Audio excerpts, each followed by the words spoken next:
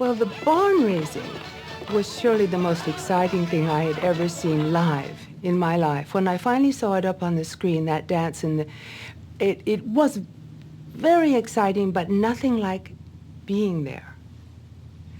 And because so many things could happen, could go wrong, the hammers falling on you, entire walls collapsing on the boys, jumping off roofs, turning backwards on those sawhorses was a very dangerous thing to do. It was, of course, a long dance number, and it involved not 7 brothers, but actually 5 brothers. One was married and one didn't dance. So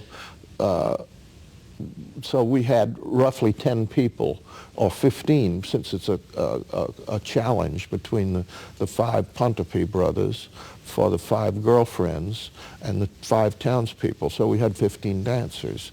And we had a variety of ways that they challenged each other. First in just straight dancing, and then in all kinds of tricks that one tried to outdo the other, and whisking the girls away.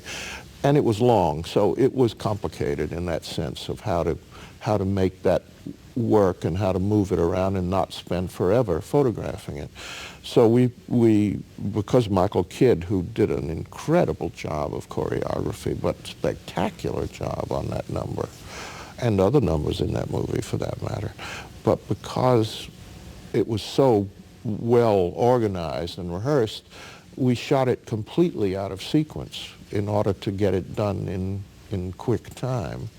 And I think we only shot it in not as much as 3 days to do the whole thing. A contest broke out between Russ Tamblyn, who was a gymnast, and a dancer named Tommy Rawle, who was one of the best dancers ever. And they would try to top each other all the time by doing tricks, physical tricks, while we stood horrified on the side, sure that one of them was going to break a leg.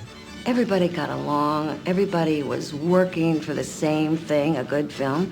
And Michael would give them a trick. The girls didn't do anything too difficult, but the boys did. And those tricks, Michael would say, okay, you do that, flip or jump or something.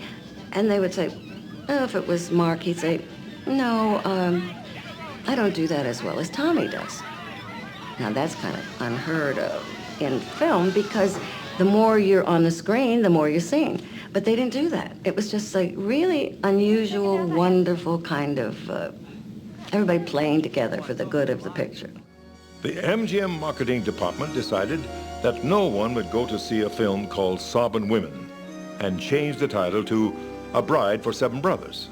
Well, film censors at the Breen office found this a little too titillating. A new name had to be found. This was not the only complaint to come out of the Breen office.